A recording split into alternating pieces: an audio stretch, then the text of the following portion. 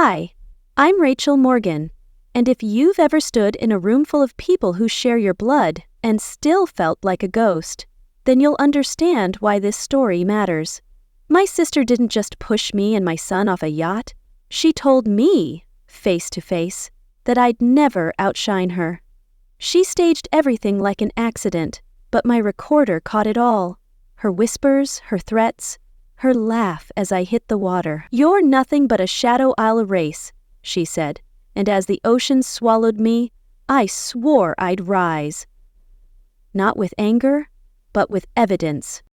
So, before you get comfortable, take a moment to like the video and subscribe, but only if you genuinely enjoy what I do here, and tell me where you're watching from and what time it is. I love seeing how far these stories travel. It all started with a text. "Family cruise next week. Bring Caleb if you want." That was from my sister, Olivia. No apology, no explanation for the years of silence after I walked away from Morgan Labs, the company our parents built, and I rebuilt after it fell apart. I had started over in San Diego, launched my own biotech firm from a rented office and 3 folding chairs. They said I betrayed the family. I said I finally chose myself. But Olivia, she never forgave me for rising without her blessing. I hesitated. Caleb was 6 now, old enough to feel cold shoulders and quiet exclusion, but still young enough to hope. He didn't know yet that love sometimes wears a mask. I told him Grandma wanted to see us. He smiled. That was enough. We boarded in Miami that Thursday. I warned myself not to expect anything. Olivia greeted Caleb with a dramatic hug, fake tears and all. "Look at you," she exclaimed. "You've gotten so big." Then she turned to me with a smile so rehearsed it could have been stitched on. "Hey, Rachel." Her tone, like I was a distant cousin, not her sister. Mom, Deborah Morgan, was right behind her. 1 hug, 2 seconds. Then she pulled back, hand on my elbow. "I'm glad you came. It's important to show unity." Unity for whom? There was no mention of my biotech division, no word about my work, no acknowledgement that I'd built something from scratch when they left me for dead.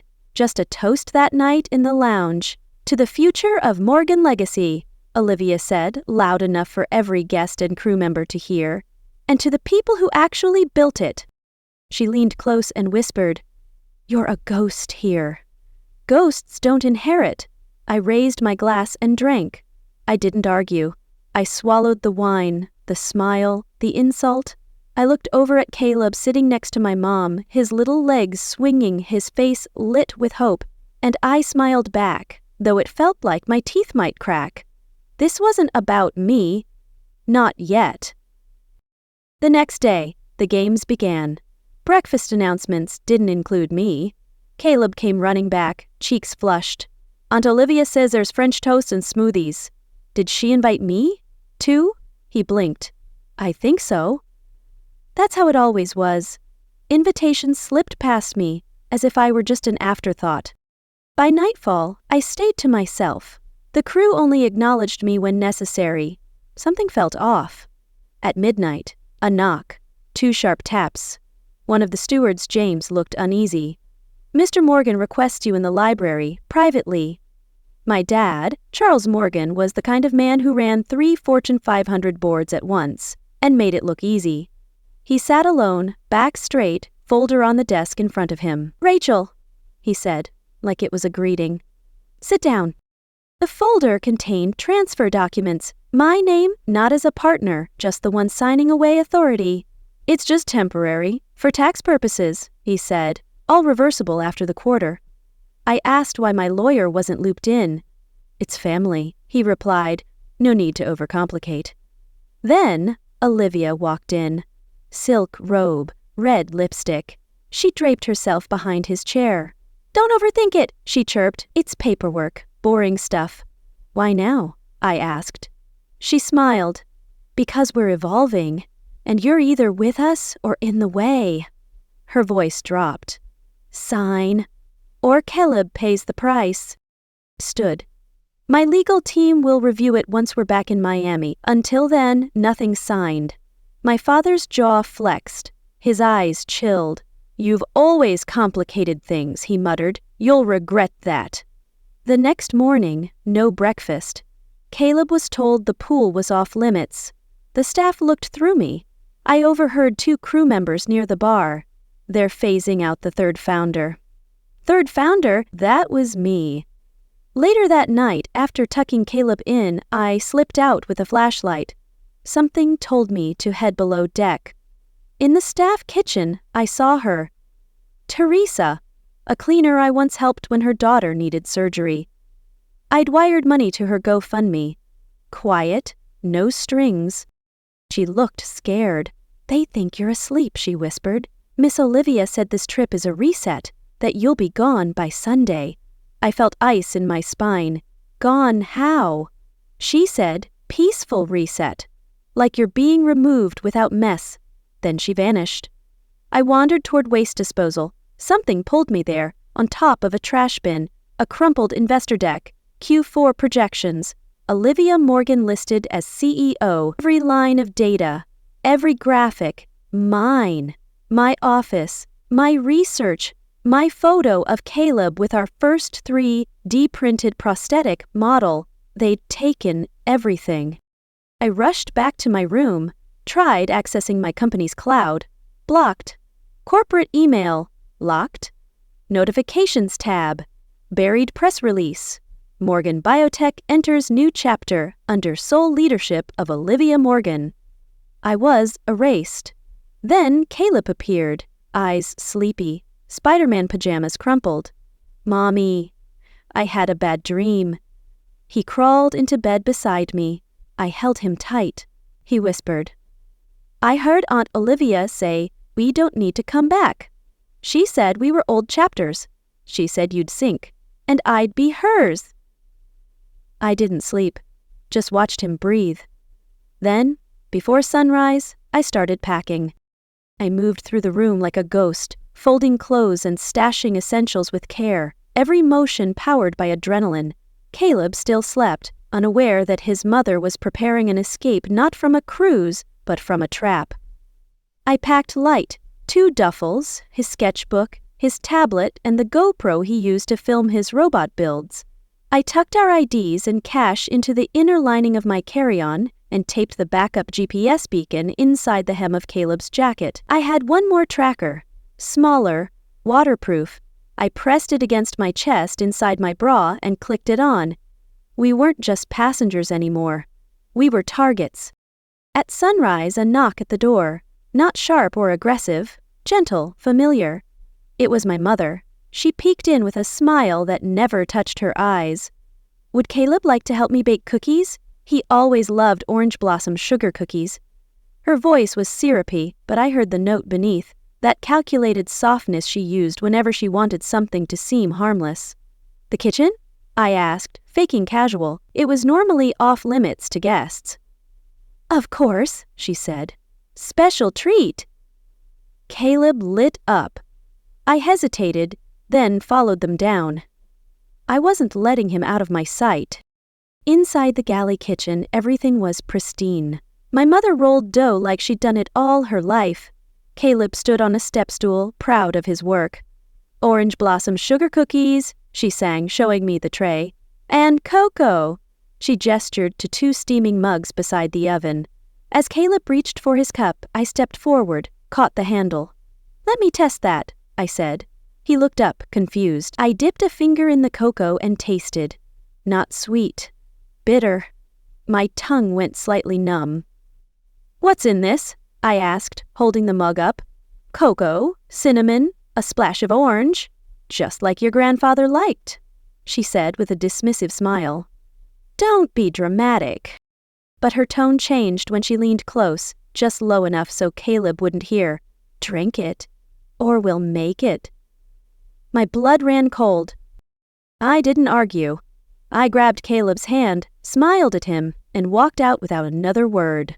Back in the cabin, I handed him his drawing pad and turned on a cartoon low enough not to be noticed. I pulled out my encrypted phone and called my lawyer's secure line. It connected for 1 second, then glitched. Before it cut off, the screen froze on a video thumbnail. Olivia. In my office.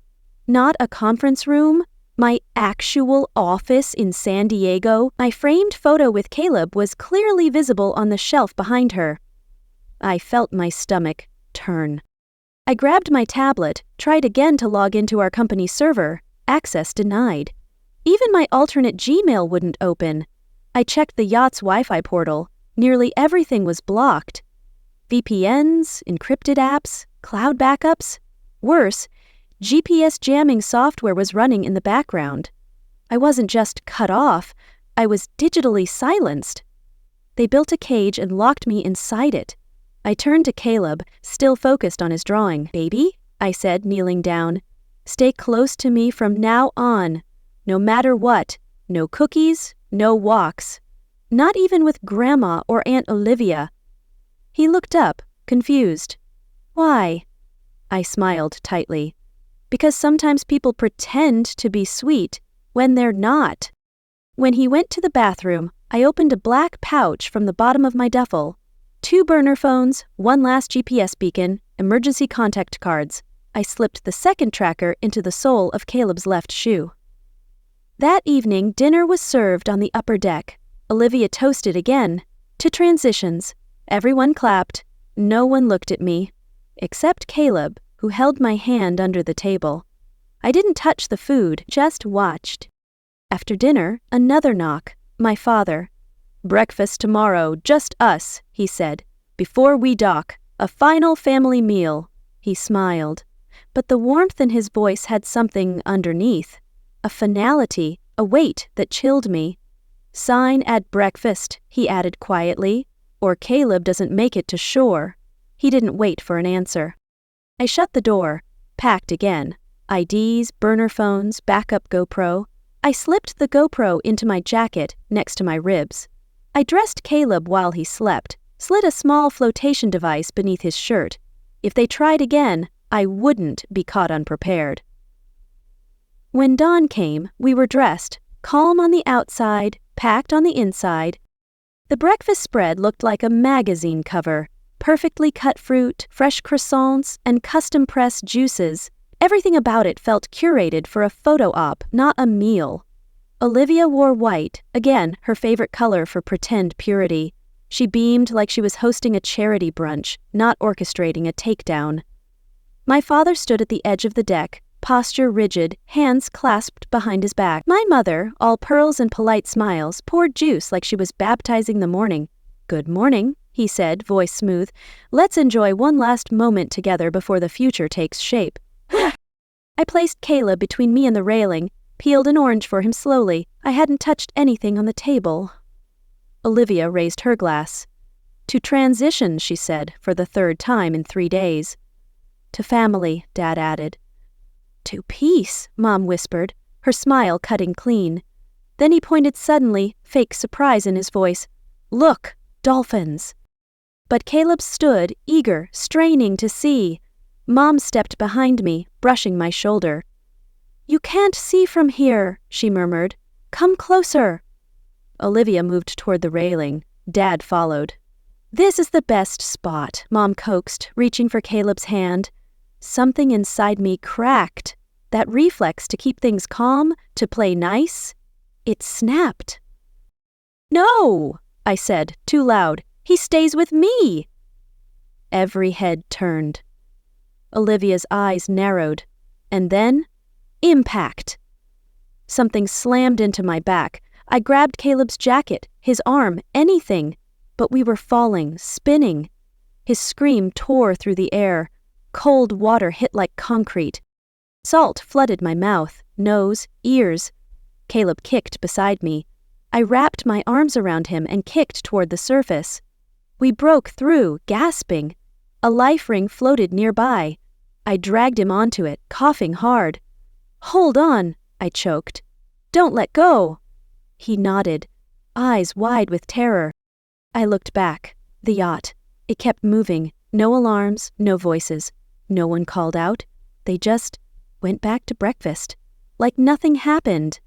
Olivia laughed. I heard it carry over the waves. "You'll drown with your dreams, Rachel," she shouted, a final blow. My body ached, jacket soaked. but I kept Caleb's head above water. "Are we going to die?" he asked, voice trembling. "No," I said. "Not today." The yacht grew smaller, just a glimmer on the horizon, still no rescue, no turning back. I looked up at the sky and whispered, "They think we're gone. Let them." I adjusted Caleb's position, my arm looped through the ring's rope. His breathing slowed. I whispered to him like we were home, like we were okay. "You're safe, sweetheart, just waiting now." His head nodded, almost asleep. And then, faint at first but growing, a rhythmic chop, a sound I hadn't dared hope for. A helicopter. I squinted. The rescue crew dropped a diver. He reached Caleb first, secure, calm. "Got you, buddy," he said. "You're doing amazing." Then he looked at me. "Ma'am, we'll come right back for you." I nodded, teeth clenched to stop the shivering. Caleb rose into the sky, small and safe. When the diver returned, I barely spoke. I just climbed in, soaked and shaking, the GoPro still around my neck. At the hospital in Key West, Caleb slept wrapped in warm blankets. I sat upright, IV in one arm, hands still shaking. The nurse asked if I needed to call someone. I smiled faintly. Already handled. The moment she left, I connected to the Wi-Fi. My GoPro synced. Footage uploaded to a private folder labeled Truth. I clipped a 37-second video. No captions, no commentary, just Olivia's voice, William's posture, Margaret's silence, and the splash, Ethan's scream. I sent it to one person, a journalist I worked with years ago on a medical equity project. Within minutes, the video had been viewed over 100 times. Still, I said nothing. Not yet. Later that afternoon, with Caleb asleep beside me in the hospital room, I opened an old Gmail account I hadn't touched in years. It was linked to an automated fail-safe, just in case. A message sat at the top of the inbox, triggered when I hadn't logged into my company's internal dashboard within 48 hours. Subject line: "If you're reading this, something went wrong." It had gone out already to my attorney, my compliance officer, and the 2 board members I still trusted. The email contained full access logs, metadata from my original investor presentations, timestamps, and the GoPro video. Attached screenshots highlighted Olivia's altered slides. Data I'd created, repackaged with her name. Everything was there. The message was brief. "This is not a smear campaign. This is a reclamation." Once I hit resend to make sure the video attachment synced fully, I exhaled for the first time in hours. At 6:44 p.m., a text came from an unknown number. It was a photo. Olivia, William, and Margaret stepping off a private jet at a Galveston airstrip, champagne in hand, smiles frozen in time. Caption: "They made it home, thought you were still lost." I stared at the image, Olivia's legs crossed as she toasted something unseen, Margaret's cold half-smile, my father's self-satisfied grin. They were celebrating, not my survival, but my erasure. They were inside my home, in San Diego. The place I bought, the lab I built. I didn't flinch. I simply picked up my phone and called Officer James, the same man who helped lift Caleb from the ocean hours ago. He didn't need convincing. The GoPro footage had already begun circulating in the right channels. The Coast Guard logs backed it up. He was already coordinating with my lawyer. The system may be slow, but when it starts moving, it carries weight. By 1 a.m. headlights pulled into the driveway. I was sitting exactly where Olivia once stood, centered on the living room couch in my Galveston home, waiting. Caleb was tucked under a blanket beside me, holding the Coast Guard badge like a totem. I zipped the pouch with the original investor slides and whispered, "You ready?" Caleb nodded. "I want to be the one to open the door." I didn't have time to smile before the door handle turned. Laughter spilled in. "Wine or bourbon?" William's voice rang. Then silence. The foyer light flicked on. Margaret gasped. Olivia, froze mid-step. William dropped the keys. I stood. You're dead," Margaret stammered. Olivia's mouth opened, but no sound came. William just said it. You weren't supposed to survive. I didn't blink. And yet, here we are. A beat. Then a clear male voice cut through. Charles Morgan, Margaret Morgan, Olivia Morgan, you are under arrest for attempted murder, conspiracy to commit corporate fraud, and endangerment of a minor. Two plainclothes detectives stepped forward. Their presence was calm, not theatrical, but it didn't need to be loud to be final. They had everything. The video, the Coast Guard rescue logs, the email chain that showed premeditation. As the cuffs clicked around Olivia's wrists, she hissed, "You were always in the way, from the day you were born." Margaret cried out, "We gave you everything." I stepped closer. "Steady, you tried to take everything, including my son." William spat, "You'll choke on this victory." I said nothing. "Let the law answer for me." Caleb tugged at my sleeve. "Are they going to jail forever?" I knelt beside him. Maybe not forever, but long enough for us to breathe again. By the time the police cars pulled away, red and blue lights painting the dark street, the weight I'd carried for years didn't vanish, but it shifted. We stood in the doorway, just the two of us. Caleb's fingers wrapped around mine, small but steady. I didn't look back. I didn't need to. The ghosts I had grown up tiptoeing around were behind me now, cuffed, exposed, no longer able to rewrite the truth in my name.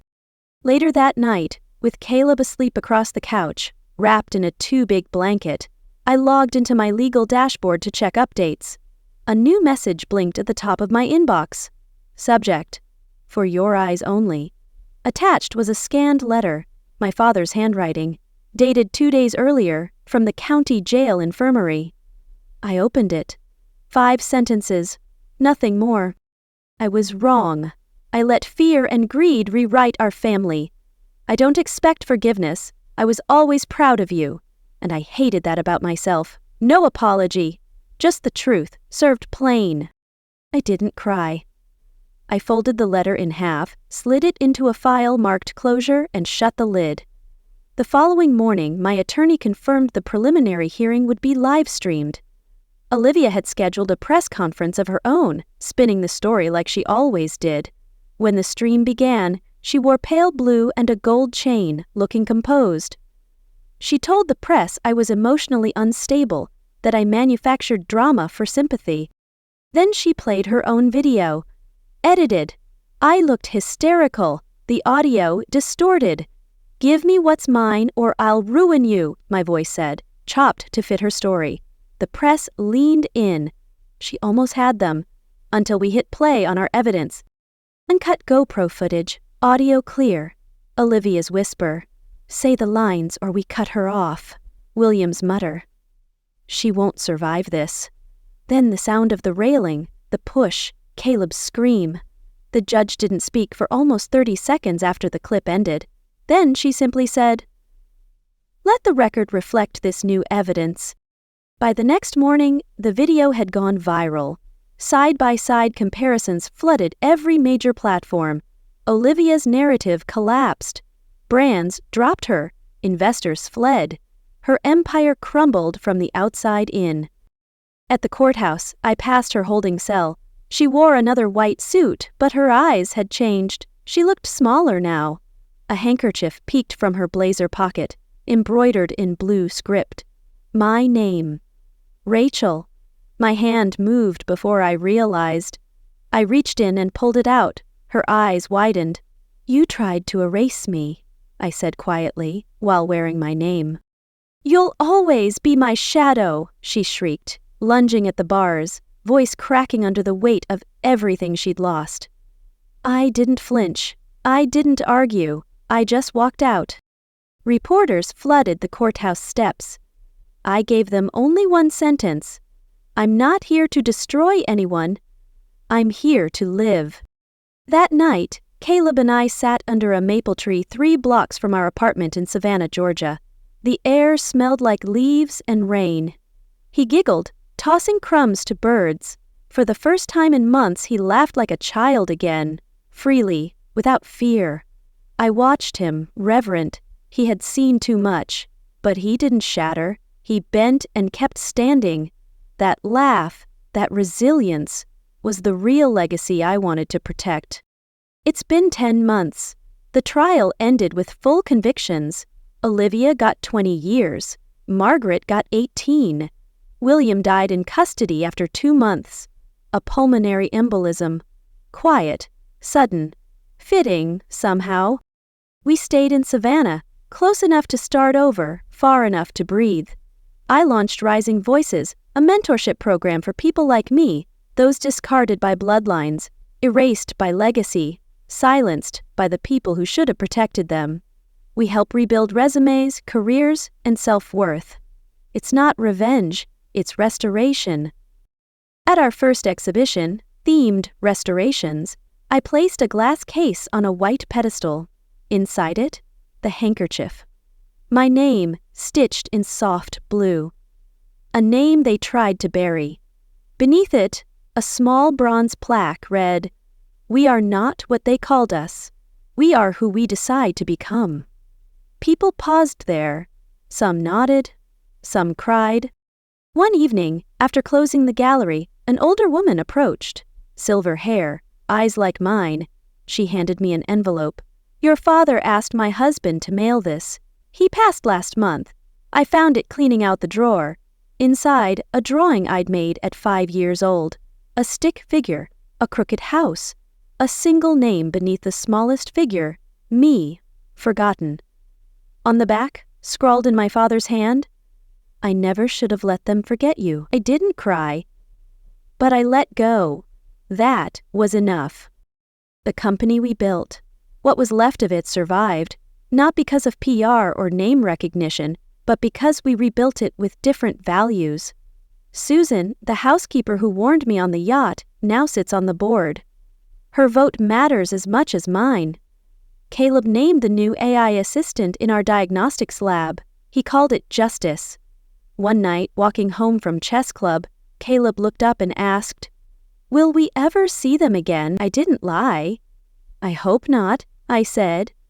"But if we do, we won't need to hide." He nodded. When we got home, he ran to feed the cat. I paused in the hallway, fingertips brushing the edge of the framed handkerchief.